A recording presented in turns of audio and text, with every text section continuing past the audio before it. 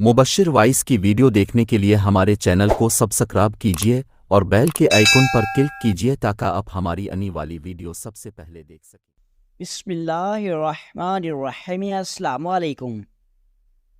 एक दफ़ा सुल्तान सलाहुद्दीन अय्यूबी रहमतुल्लाह अलैह हल्ब शहर के हाकिम की दावत पर हल्ब शहर के अंदर तशरीफ़ ले गए तो हल्ब शहर के हाकिम ने सुल्तान सलाहुद्दीन अय्यूबी रहमतुल्लाह अलैह के आने की खुशी में हल्ब शहर के जितने भी बड़े बड़े ताजिर थे उनको भी दावत ख़ास में बुला लिया। जब सुल्तान सलाहुद्दीन अय्यूबी हल्ब शहर के अंदर पहुँचे तो सुल्तान का भरपूर इस्तकबाल किया गया और उसके बाद खाना लग गया। सुल्तान सलाहुद्दीन अय्यूबी रहमतुल्लाह अलैह खाना खाने में मसरूफ़ हुए। इतने में सुल्तान सलाहुद्दीन अय्यूबी ने देखा कि दूर से बैठा एक नौजवान ताजिर सुल्तान सलाहुद्दीन अय्यूबी को हर लम्हे गौर से देख रहा था। सुल्तान सलाहुद्दीन अय्यूबी उसकी तरफ देखते तो अपनी नज़रें झुका देता। फिर थोड़ी देर गुजरी, सुल्तान सलाहुद्दीन अय्यूबी खाना खाने में मसरूफ़ हो गए। तो फिर थोड़ी देर गुजरी तो फिर वो सुल्तान की तरफ देख रहा था। सुल्तान सलाहुद्दीन अय्यूबी ने अपने एक सिपाही को हुक्म दिया कि इस ताजिर को बुलाकर मेरे पास लाओ। सिपाही उस ताजिर को सुल्तान के पास लाया तो सुल्तान ने कहा, ऐ नौजवान, बताओ आखिर क्या बात है जो तुम कहना चाहते हो, क्योंकि मैं तुम्हें बहुत देर से देख रहा हूँ कि तुम बार बार मेरी तरफ देखते हो लेकिन कुछ कह नहीं पा रहे। तो उसने कहा, हजूर, मेरा ये कहना चाहता हूँ कि बेशक अल्लाह अपनी मखलूक के बंदों से बहुत प्यार करता है, लेकिन एक इमाम मस्जिद से अल्लाह ताला कुछ ख़ास मोहब्बत करता है। ये सुनकर सुल्तान सलाहुद्दीन अय्यूबी मुस्कुराने लगे और कहा, वो कैसे? तो उसने कहा, हजूर, मैं सब लोगों के सामने नहीं कह सकता।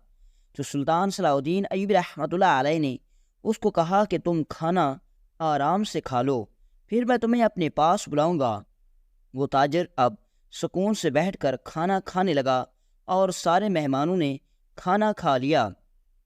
अब सुल्तान सलाहुद्दीन अय्यूबी रहमतुल्लाह अलैह आराम करने के लिए अपने कमरे में जाने लगे तो इतने में सुल्तान सलाहुद्दीन अय्यूबी ने देखा कि वही नौजवान ताजिर सुल्तान के कमरे के साथ में खड़ा सुल्तान का इंतज़ार कर रहा था।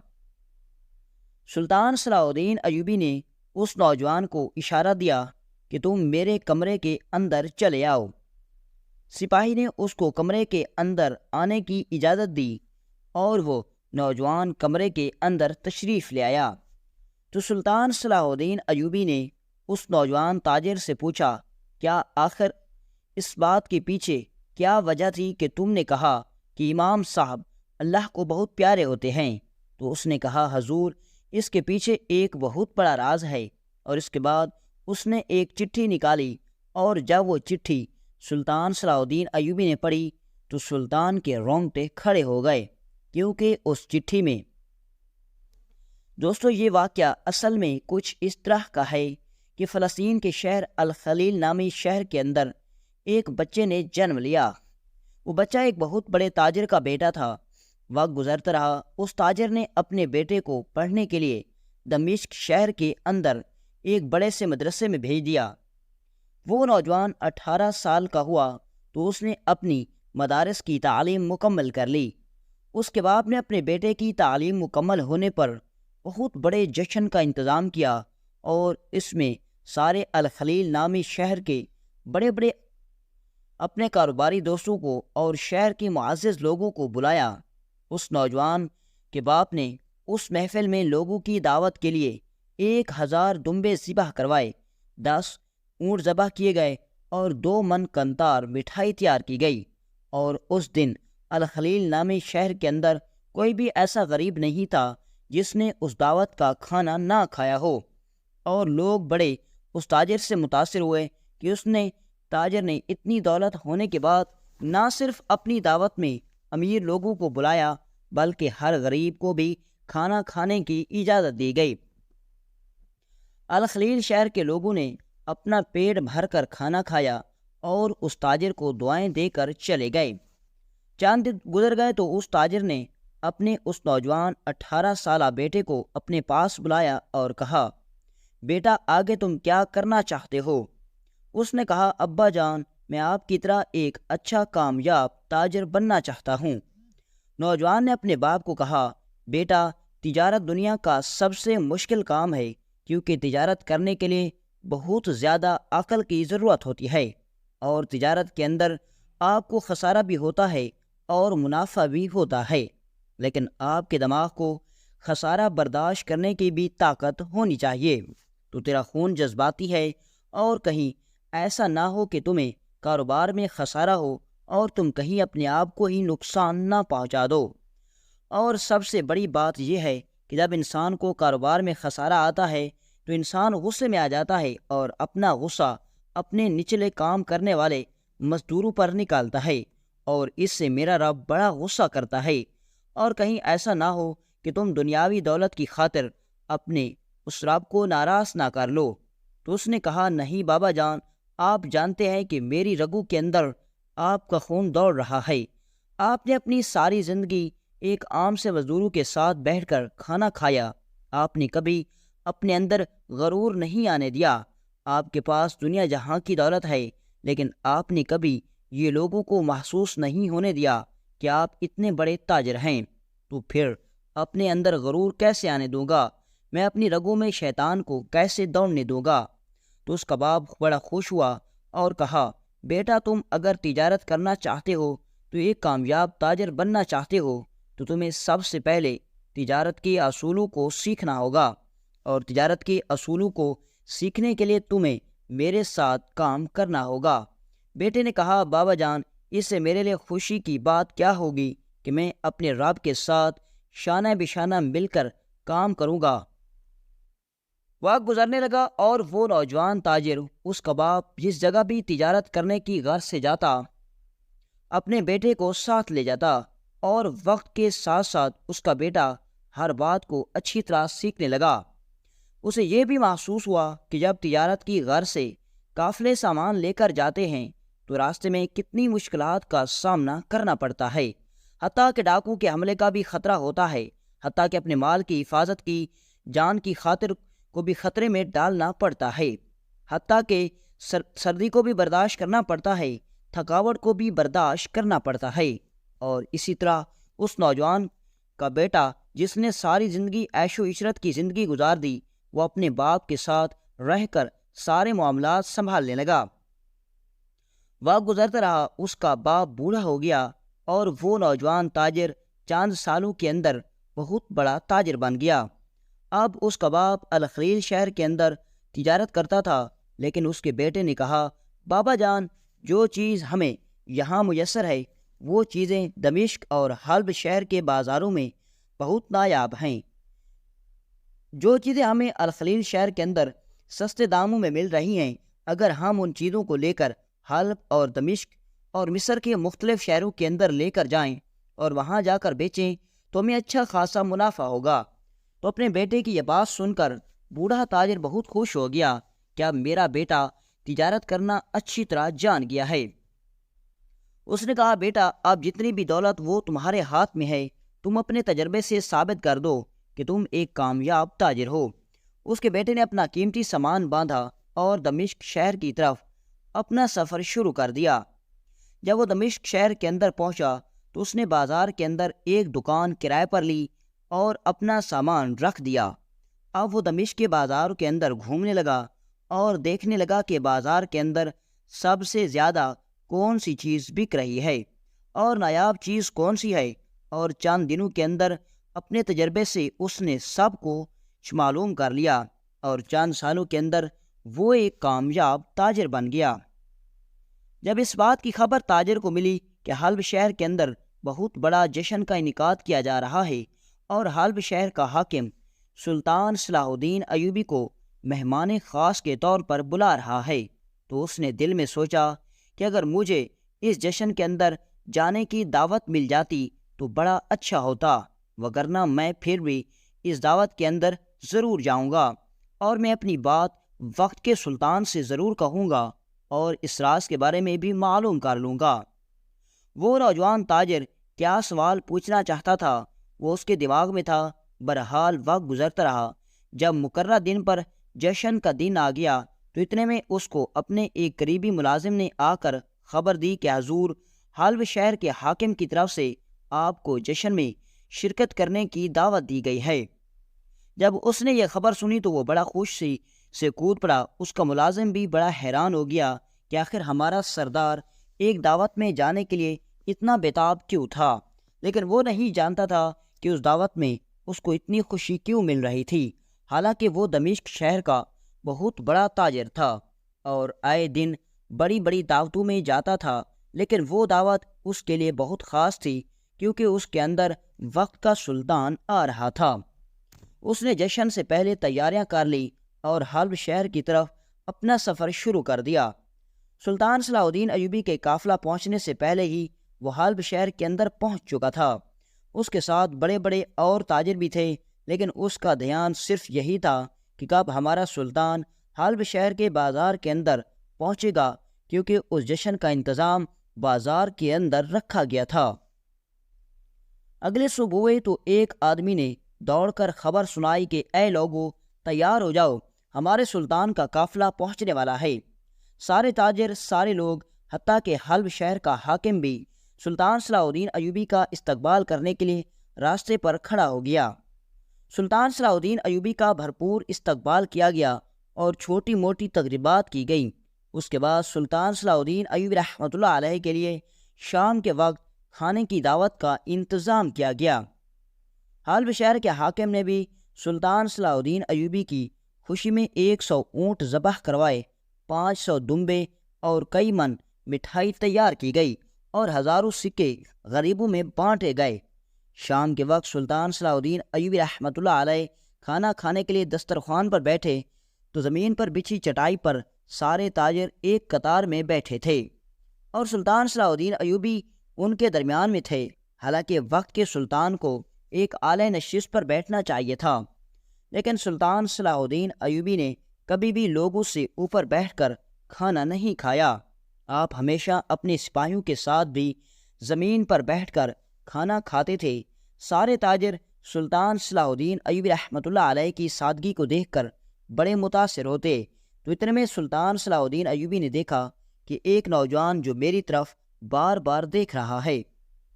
پھر سلطان صلاح الدین ایوبی نے سوچا کہ شاید یہ اپنی محبت کا اظہار کر رہا ہے اور اس لیے مجھے بار بار دیکھ رہا ہے۔ لیکن پھر سلطان صلاح الدین ایوبی رحمۃ اللہ علیہ نے چاند لقمے کھانے کے منہ میں ڈالے اور پھر اس نوجوان کی طرف دیکھا تو وہ نوجوان بغیر کھانا کھائے سلطان کی طرف دیکھ رہا تھا۔ سلطان صلاح الدین ایوبی رحمۃ اللہ علیہ کو معلوم ہو گیا کہ بے شک یہ نوجوان مجھ سے کوئی بات کرنا چاہتا ہے، لیکن بہت زیادہ ہجوم کی وجہ سے اس کو موقع نہیں ملا۔ سلطان صلاح الدین ایوبی رحمۃ اللہ علیہ نے اپنے ایک سپاہی کو حکم دیا کہ اس نوجوان کو اٹھا کر میرے پاس لاؤ۔ سلطان صلاح الدین ایوبی کا سپاہی اس نوجوان کے پاس گیا۔ وہ سلطان کے سپاہی کے آنے کا انتظار کر رہا تھا۔ جیسے سلطان کے سپاہی نے کہا تو وہ فوراً اٹھ کر سلطان کے پاس آ گیا۔ سلطان صلاح الدین ایوبی رحمۃ اللہ علیہ نے اس کو اپنے قریب بٹھا دیا اور کہا، اے نوجوان، آخر کون سی بات تمہیں پریشان کر رہی تھی جو تم کہنے کے لیے اتنا بےتاب تھے؟ تمہارے سامنے اتنا نایاب کھانا پڑا ہوا ہے، لیکن تم بار بار میری طرف کیوں دیکھ رہے تھے؟ تو اس نے کہا، حضور، میرے دل کے اندر ایک بات تھی جس کو کہنے کے لیے میں اتنا انتظار کیا، تو پھر آپ بتائیں کہ جب وہ بات کہنے کا وقت آ گیا تو پھر میں وہ کھانا کیسے کھا سکتا تھا؟ اگر میرا نصیب لکھا ہے تو وہ لقمہ میرے پیٹ کے اندر ضرور جائے گا۔ یہ سن کر سلطان صلاح الدین ایوبی بڑے خوش ہوئے اور کہا، اے نوجوان، بتاؤ آخر کون سی بات ہے جو تم کہنے کے لیے اتنے بےتاب تھے؟ تو اس نے کہا، حضور، میرا ایک سوال ہے۔ سلطان نے کہا، بتاؤ کیا سوال ہے؟ اس نے کہا، حضور، ایک مسجد کا امام بھی اللہ کو اتنا کیوں پسند ہے، حالانکہ اللہ تعالیٰ اپنے بندوں سے 70 ماؤں جتنا پیار کرتے ہیں، لیکن ایک امام صاحب سے اللہ تعالیٰ اتنی خاص محبت کیوں کرتے ہیں؟ یہ سن کر سلطان صلاح الدین ایوبی مسکرانے لگے اور فرمانے لگے کہ یہ سوال پوچھنے کے پیچھے کوئی نہ کوئی بات ہوگی۔ اس کے پیچھے کوئی واقعہ ہوگا، کوئی ضرور وجہ ہوگی، ورنہ تم ایسی بات نہ کرتے۔ اس نے کہا جی ہاں حضور، آپ درست فرما رہے ہیں۔ سلطان صلاح الدین ایوبی رحمۃ اللہ علیہ نے کہا کہ تم پہلے میرے ساتھ بیٹھ کر کھانا کھاؤ، اس کے بعد اپنا مکمل واقعہ سنانا۔ سلطان صلاح الدین ایوبی بھی سمجھ چکے تھے کہ اس بات کے پیچھے بہت بڑا واقعہ ہوگا، وگرنہ ایک چھوٹی سی بات کہنے کے لیے وہ نوجوان کبھی نہ آتا۔ سلطان صلاح الدین ایوبی رحمۃ اللہ علیہ نے مختصر سا کھانا کھایا، اور کھانا کھانے کے بعد مہمانوں کو الوداع کہنے کے بعد سلطان صلاح الدین ایوبی سفر کی تھکاوٹ کی وجہ سے آرام کرنے کے لیے کمرے کے اندر جانے لگے تو دیکھا کہ وہی نوجوان سلطان صلاح الدین ایوبی کے کمرے کے پاس کھڑا سلطان کا انتظار کر رہا تھا۔ سلطان صلاح الدین ایوبی جب اپنے کمرے کے اندر داخل ہونے لگے تو اچانک سلطان کی اس نوجوان تاجر پر نظر پڑ گئی۔ سلطان صلاح الدین ایوبی نے سپاہیوں کو اشارہ کیا کہ اس نوجوان کو اندر لے آؤ۔ سلطان صلاح الدین ایوبی اندر جا کر بستر پر بیٹھ گئے تو اتنے میں سپاہی اس نوجوان تاجر کو لے کر سلطان کے سامنے لے آئے۔ سلطان صلاح الدین ایوبی نے اپنے شاہی بستر پر اس کو ساتھ بٹھایا۔ اس نے کہا حضور، میری جگہ آپ کے قدموں میں ہے، آپ مجھے اپنے ساتھ بٹھا کر شرمندہ نہ کریں۔ تو سلطان صلاح الدین ایوبی نے کہا کہ تم میرے ساتھ بیٹھو۔ وہ نوجوان گھبرا کے کہ میں وقت کے سلطان کے سامنے اپنی داستان کیسے شروع کروں۔ تو اتنے میں سلطان صلاح الدین ایوبی نے اس کو کہا کہ تم مجھے اپنا دوست سمجھو، نہ کہ سلطان۔ یہ سن کر وہ نوجوان خوش ہو گیا اور اس نے کہا حضور، میں آپ کو اپنا ایک دلچسپ واقعہ سنانا چاہتا ہوں، اس کے بعد ہی آپ مجھے بتانا کہ آخر اللہ تعالیٰ امام مسجد کی اتنی فیور کیوں کرتے ہیں۔ سلطان صلاح الدین ایوبی نے کہا بتاؤ تمہارا کیا واقعہ ہے۔ تو اس نے کہا حضور، میں نے 18 سال کے اندر اپنی تعلیم مکمل کی۔ میرا باپ ایک رئیس اور امیر و کبیر تاجر ہے۔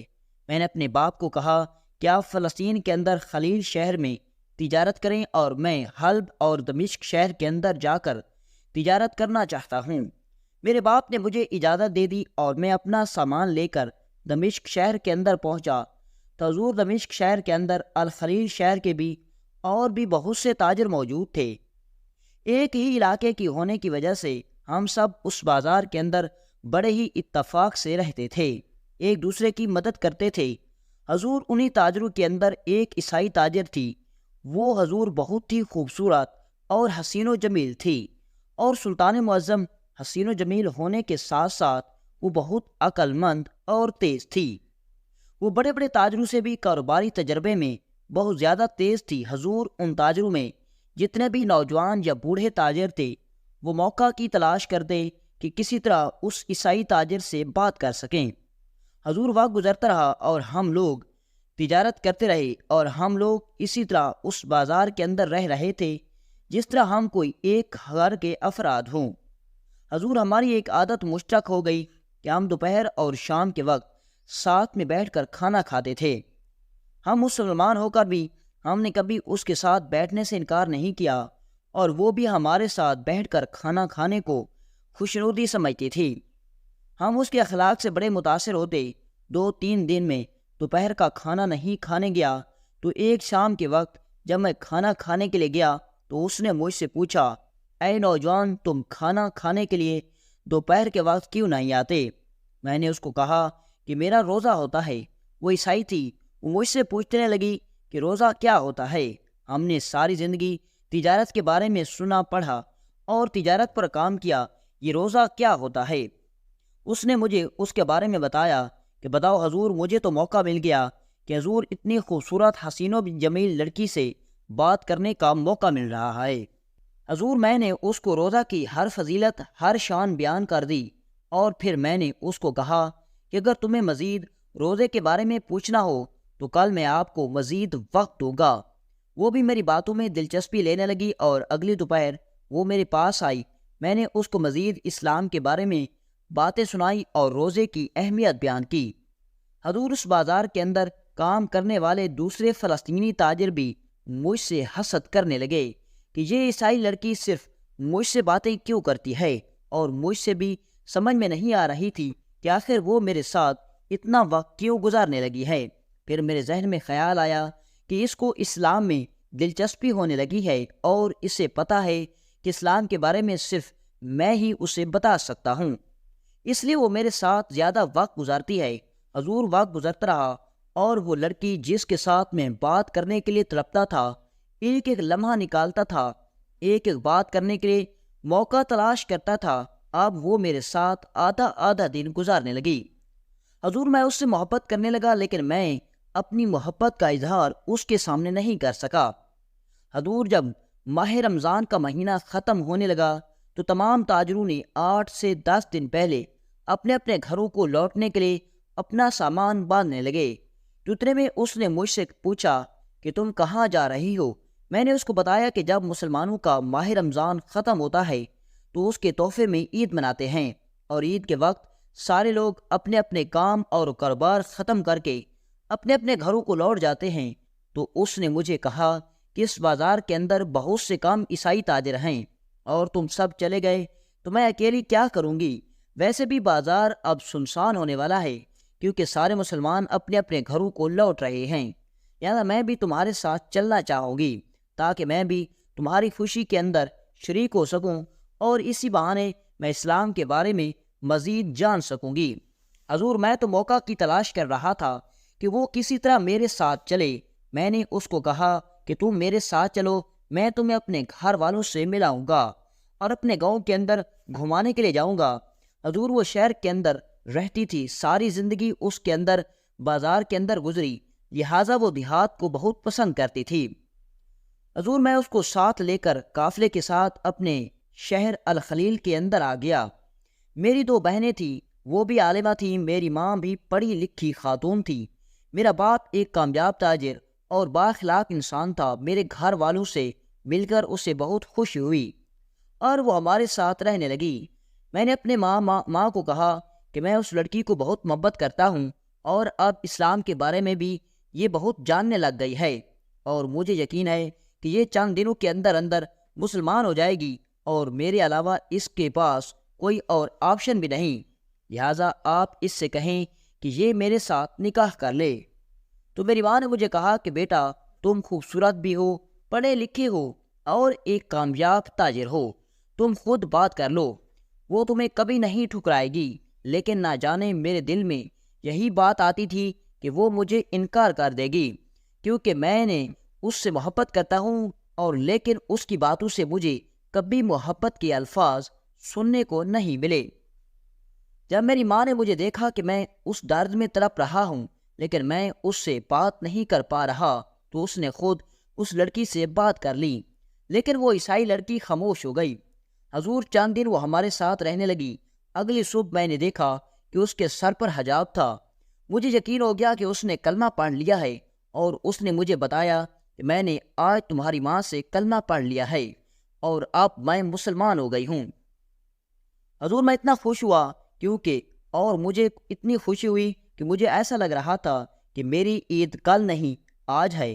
میں نے شکرانے کے نفل ادا کیے اور اب مجھے یقین ہو گیا کہ وہ میری شادی کی دعوت کو ضرور قبول کر لے گی۔ میری ماں نے دوبارہ بات کی لیکن اس نے کوئی جواب نہیں دیا اور خاموش ہو گئی۔ حضور مجھے بہت پریشانی ہونے لگی کیونکہ نہ ہی اس نے انکار کیا اور نہ ہی اس نے کوئی جواب دیا۔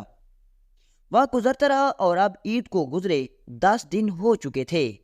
چند دنوں کے بعد ہم نے دمشق شہر کی طرف تجارت کی غرض سے واپس لوٹنا تھا، اور مجھے یہی پریشانی تھی کہ اگر آج یہ میری دعوت کو قبول نہیں کر رہی تو پھر یہ کبھی نہیں کرے گی۔ پھر مجھے خوف آتا تھا کہ یہ کہیں کسی اور کو تو پسند نہیں کرتی، لیکن پھر میں اپنے دل کو تسلی دیتا کہ میں اس کو اچھی طرح جانتا ہوں کہ یہ کسی اور کو پسند نہیں کرتی۔ حضور 10 سے 12 دن گزرے تو ایک دن وہ میری ماں کے ساتھ خیمے میں بیٹھی باتیں کر رہی تھی۔ اتنے میں ہمارے گھر میں میری ماں کا بھتیجا یعنی کہ میرے چاچو کا بیٹا ہمارے گھر کچھ دینے کے لیے آیا۔ اس نے وہ چیز دی اور واپس جانے لگا تو اس محترمہ کی نظر میرے چچا زاد بھائی پر پڑ گئی۔ اس نے کہا یہ کون ہے؟ میری ماں نے کہا کہ یہ میرے شوہر کا بھتیجا ہے اور یہ مسجد کے اندر امامت کرواتا ہے، یعنی آپ سمجھے کہ یہ ایک امام مسجد ہے۔ اس نے کہا یہ امام مسجد کیا ہوتا ہے اور پھر اس نے کہا کہ یہ اتنا سادہ لباس میں، سر پر پگڑی ہے، لیکن اس کے چہرے پر اتنی رونق اور اتنا نور کہاں سے آیا؟ میری ماں نے اسے کہا کہ یہ ایک امام مسجد ہے، یہ 5 وقت کی نماز با جماعت ادا کرواتا ہے اور ہر وقت اللہ کی عبادت میں مصروف رہتا ہے۔ مسجد سے باہر اس کو کبھی کسی نے فضول کسی اور کے ساتھ باتیں کرتے ہوئے نہیں دیکھا۔ یہ سن کر اس خاتون نے کہا، امی جان، میں اس سے اسلام کے بارے میں کچھ سوال پوچھ سکتی ہوں؟ میری ماں نے کہا، کیوں نہیں، آپ پوچھ سکتی ہیں۔ میری ماں نے میرے چچا زاد بھائی یعنی کہ امام مسجد کو اپنے پاس بلایا۔ وہ جب دروازے کے قریب آیا تو اپنی نظریں جھکا کر کھڑا ہو گیا۔ اس کی یہ ادا اس خاتون کو بڑی پسند آ گئی کہ اس کے سامنے اتنی خوبصورت، حسین و جمیل نوجوان کنواری لڑکی بیٹھی ہے، لیکن اس نے ایک نظر اٹھا کر نہیں دیکھا۔ اس نے میرے اس چچا زاد بھائی امام مسجد سے اسلام کے بارے میں کچھ سوالات پوچھے اور پھر وہ وہاں سے جانے لگا۔ اس خاتون نے کہا کہ اگر مجھے کبھی اور کوئی سوال پوچھنا ہو تو کیا میں آپ کے گھر یا مسجد کے اندر آپ سے سوال پوچھ سکتی ہوں؟ تو اس نے کہا، جی ہاں، آپ ضرور آ سکتی ہیں۔ اس نے اپنے گھر کا پتہ بتایا اور اب جتنے دن ہم وہاں رہے وہ خاتون ہر دن اس کے گھر جاتی، میری ماں بھی اس کے ساتھ جاتی اور وہ اس نوجوان کے بارے میں، نوجوان سے اسلام کے بارے میں باتیں پوچھتی۔ حضور، ایک دن میری ماں گھر لوٹی تو میں نے دیکھا کہ اس کے چہرے پر پریشانی تھی اور میں نے اپنی ماں کو کہا، امی جان کیا ہوا؟ تو اس نے کہا، بیٹا جس بات کا ڈر ہوا وہی ہو گیا۔ میرے دل کی دھڑکن بڑھنے لگی تو میں نے اپنی امی کو کہا، امی جان بتائیے کیا بات ہے؟ تو اس نے کہا، بیٹا جس لڑکی کو تم دل و جان سے محبت کرتے ہو وہ اس نے آج تمہارے اس چچا زاد بھائی یعنی کہ امام مسجد کو خود اپنے منہ زبانی نکاح کی پیشکش کر دی، اور وہ بھی میرے سامنے۔ اور حیرت کی بات یہ ہے کہ اس امام مسجد نے کہا کہ میں اپنے باپ سے پوچھ کر بتاؤں گا۔ یہ سن کر حضور میں بڑا حیران و پریشان ہوا کہ ایک پڑھا لکھا نوجوان، اتنا بڑا تاجر، اتنا شان و شیان تاجر کے ساتھ اس نے نکاح کی پیشکش کو ٹھکرا دیا اور تھوڑی سی تنخواہ پر امامت کرنے والے امام مسجد کے ساتھ اس نے نکاح کرنے کو ترجیح دی۔ اور میں بڑا حیران ہوا کہ آخر امام مسجد میں ایسی کیا خاص بات تھی۔ میں بڑا حیران ہو گیا کہ اس امام مسجد کے اندر ایسی کیا خاص بات تھی۔ حضور چند دنوں کے بعد اس نے مجھے ایک چٹھی لکھی اور کہا کہ میں تمہارے چچا زاد بھائی امام مسجد کے ساتھ نکاح کر کے اس کو اپنے ساتھ لے کر گھر جا رہی ہوں۔ یہ سن کر میں بڑا حیران و پریشان ہوا کہ جس لڑکی کی وجہ سے میں دمشق شہر کے اندر تجارت کر رہا تھا، جس کے بغیر میرا ایک لمحہ بھی نہیں گزرتا تھا، وہ آج مجھ سے اتنی زیادہ دور چلی گئی اور مجھے اس امام مسجد کی قسمت پر رشک آ رہا تھا۔ حضور بتائیے آخر اس کے پیچھے کیا ماجرا تھا؟ میں اتنا بڑا امیر کبیر تاجر، خوبصورت نوجوان، میرے بابا کا الخلیل شہر کے اندر بہت بڑا کاروبار تھا، لیکن وہ لڑکی جانتی تھی کہ میرے پاس دنیا کی ہر آسائش موجود ہے، لیکن اس نے میری پیشکش کو ٹھکرا کر آخر اس امام مسجد کے ساتھ کیوں نکاح کیا؟ یہ سن کر سلطان صلاح الدین ایوبی نے کہا، تم مجھے اس لڑکی کا نام بتاؤ۔ اس نوجوان تاجر نے کہا، حضور اس نوجوان عیسائی لڑکی کا نام ماری تھا۔ یہ سن کر سلطان صلاح الدین ایوبی مسکرانے لگے اور کہا، اے نوجوان، تم اس لڑکی کے ساتھ اتنا عرصہ رہے لیکن تمہیں اتنا بھی معلوم نہیں ہوا کہ وہ لڑکی کوئی تاجر نہیں تھی۔ یہ سن کر وہ نوجوان تاجر نے کہا، حضور آپ کیا کہہ رہی ہیں؟ تو سلطان صلاح الدین ایوبی نے کہا، وہ لڑکی انحصار قلعے کے حاکم کی بیٹی تھی اور وہ بھیس بدل کر جاسوس بن کر اس بازار کے اندر جاسوسی کر رہی تھی، اور اب تم جانتے ہو کہ تمہارا چچا زاد بھائی یعنی کہ امام مسجد اس وقت کہاں ہے؟ تو اس نے کہا، حضور مجھے اب معلوم نہیں۔ تو سلطان صلاح الدین ایوبی نے کہا کہ وہ اب انحصار قلعے کا حاکم بن گیا ہے۔ یہ سن کر وہ نوجوان تاجر حیران و پریشان ہو گیا اور کہا، حضور مجھے کسی بھی بات کی سمجھ نہیں آ رہی۔ تو سلطان صلاح الدین ایوبی نے کہا کہ چند ماہ پہلے میرے پاس ایک نوجوان جس کے منہ پر داڑھی اور ایک خوبصورت حسین و جمیل لڑکی آئی، اس نے مجھے آ کر بتایا، حضور میں انحصار قلعے کے حاکم کی بیٹی ہوں اور حضور میں جاسوسی کرنے کے لیے ایک تاجر بن کر دمشق کے اندر تجارت کر رہی تھی، لیکن حضور اسی دوران جانے انجانے مجھے اسلام کے بارے میں جاننے کا شوق لگ گیا، اور اسلام کے بارے میں جاننے کا مجھے اتنا شوق لگا کہ میں ایک مسلمان تاجر کے ساتھ اس کے گاؤں چلی گئی۔ حضور میں نے وہاں جا کر اسلام قبول کر لیا، اور مجھے اس مسلمان تاجر نے کہا کہ تم میرے ساتھ نکاح کر لو، لیکن حضور میں چاہتے ہوئے بھی اس نوجوان کے بارے میں سوچتی تو مجھے اپنے دل کے اندر اس کے لیے کوئی محبت نہ دکھتی۔ میں بڑی حیران ہوتی کہ اس نوجوان نے میری خاطر اتنا سب کچھ کیا، حتیٰ کہ مسلمان کرنے میں بھی اس کا بہت بڑا کردار ہے۔ اس نے مجھے اسلام کے بارے میں بہت بتایا، لیکن میرے دل کے اندر اس کے لیے کوئی جگہ نہیں بن رہی تھی۔ ایک دن میں نے اس نوجوان تاجر کے گھر میں بیٹھی ہوئی تھی کہ ان کے گھر میں ایک امام مسجد آیا۔ جو نوجوان تھا اس کا چہرہ نورانی تھا۔ حضور میں نے اس کے چہرے کو دیکھا تو ایسے لگا کہ جیسے میں اس پر عاشق ہو گئی ہوں۔ حضور میری سمجھ میں نہیں آ رہا تھا کہ ایک عام سے امام مسجد پر میں کیوں فدا ہو رہی ہوں۔ میں ہر وقت اسی کے بارے میں سوچنے لگی، اور ایسا لگ رہا تھا کہ جیسے اس نے مجھ پر جادو کر دیا ہو۔ اور حضور ایک کلیدار کے حاکم کی بیٹی جس کے ساتھ دمشق کے تاجر بات کرنے کے لیے بھی ترستے تھے، اس لڑکی نے خود جا کر چاند سکوں پر ملازمت کرنے والے امام مسجد کو خود نکاح کی دعوت دے دی۔ اور حضور میں نے زندگی میں اتنی محبت کسی سے نہیں کی جتنا میں نے اس امام مسجد سے کی، اور میں نے اس کے ساتھ نکاح کر لیا۔ حضور آپ اگر اس بات کی خبر میرے بابا کو لگ گئی کہ جس مقصد کی خاطر اس نے مجھے جاسوس بنا کر بھیجا تھا، میں نے اس کا مقصد ختم کر دیا، اور حتیٰ کہ میں مسلمان ہو گئی ہوں تو وہ مجھے اور اس نوجوان کو، یعنی کہ میرے شوہر کو قتل کروا دے گا۔ آپ میری مدد کریں، اپنا لشکر میرے ساتھ بھیجیں، میں اس قلعہ پر حملہ کر کے اس کو فتح کرنا چاہتی ہوں۔ میں نے مکمل تحقیقات کرائی تو مجھے پتہ چلا کہ وہ واقعی میں انحصار قلعہ کے حاکم کی بیٹی ہے، اور وہ مسلمان ہو گئی ہے۔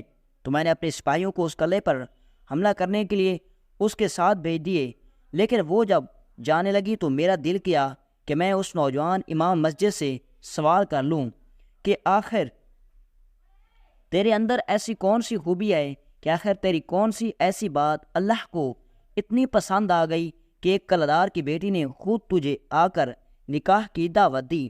لیکن پھر میں نے سوچا کہ یہ مناسب وقت نہیں ہے۔ میں نے انحصار قلعہ پر حملہ کر کے اس کو فتح کر لیا، اور میں نے وہ قلعہ اس لڑکی کے حوالے کر دیا۔ تو میں نے اسے کہا کہ اب اس قلعے کی حاکمیت کو تم کس کو دینا چاہو گی؟ تو اس نے کہا حضور میں اپنے شوہر کو اس قلعے کا حاکم بنانا چاہوں گی۔ میں بڑا حیران ہوا کہ ایک مسجد کا چھوٹا سا امام جو کہ چاند سکوں پر ملازمت کرتا تھا، وہ ایک لڑکی کی وجہ سے قلعے کا حاکم بن گیا، جس کے نیچے ہزاروں کی تعداد میں سپاہی محتاط ہوں گے۔ میں اس نوجوان کی قسمت کو دیکھ کر حیرت میں تھا۔ پھر مجھے تجسس ہوا، اور میں نے نوجوان کو اپنے پاس بلا کر پوچھا، اے نوجوان بتاؤ آخر تیری کون سی نیکی اللہ کو اتنی پسند آ گئی کہ جس نے تجھے زمین سے لے کر آسمان پر کھڑا کر دیا؟ تو اس نے کہا حضور بچپن میں نے اپنے بابا کے ساتھ ایک دفعہ جا رہا تھا تو ایک عیسائی لڑکی جس کی عمر تقریباً 7 سال تھی، اور میری بھی اس وقت عمر 8 سے 10 سال تھی، وہ بہت ہی خوبصورت اور حسین و جمیل تھی۔ میں اس کو دیکھ کر بڑا ہی گھبراہٹ کا شکار ہو گیا، تو میں نے فوراً اپنے بابا کو کہہ دیا کہ بابا جان مجھے یہ لڑکی پسند آ گئی ہے، میں اس کے ساتھ دوستی کرنا چاہتا ہوں۔ تو میرے بابا نے مجھے بتایا کہ بیٹا یہ ایک حاکم کی بیٹی ہے، یہ انحصار قلعہ کے حاکم کی بیٹی ہے، اور اس کے ساتھ تم دوستی کرنا تو دور کی بات، تم بات بھی نہیں کر سکتے۔ میں ایک غریب امام مسجد ہوں اور وہ ایک حاکم کی بیٹی ہے، پھر بتاؤ وہ تم سے کیسے دوستی کرے گی؟ تو میں نے اپنے بابا کو کہا بابا جان میں اس لڑکی کو پانے کے لیے کچھ بھی کر سکتا ہوں، بتائیے میں کیا کروں؟ تو میرے بابا نے مجھے کہا بیٹا تم اپنے اس رب کو یاد کرو جس کے محتاط میں دنیا کی ہر چیز ہے، اگر وہ چاہے تو اس لڑکی کو تمہارا غلام بھی بنا سکتا ہے۔ حضور میرے دل میں اپنے باپ کی یہ بات بیٹھ گئی، اور اس دن سے میں نے اپنے رب کو یاد کرنا شروع کر دیا۔ میں نے اپنے رب کے ساتھ اتنی لو لگا لی کہ اب وہ لڑکی مجھے جس کی خاطر میں اپنے رب کی طرف آیا تھا، وہ مجھے آہستہ آہستہ بھولنے لگی، اور جب میں نوجوان ہوا تو میں اس لڑکی کو بالکل بھول چکا تھا۔ مجھے اس لڑکی کی کبھی یاد نہیں آئی، لیکن میرے رب کو میری یہ دعا بہت پسند آئی اور اس نے قبول کر لی۔ اور حضور قسمت کا کھیل دیکھیں کہ آج 22 سال بعد وہی لڑکی قدرت نے ہم کو اسی طرح ملایا کہ خود میرے پاس آ کر اس نے مجھے خود نکاح کی دعوت دی۔ یہ سن کر سلطان صلاح الدین ایوبی حیران ہو گئے کہ اللہ تعالیٰ جب اپنے بندے پر راضی ہوتا ہے تو اس کی قسمت کو کس طرح بدل دیتا ہے۔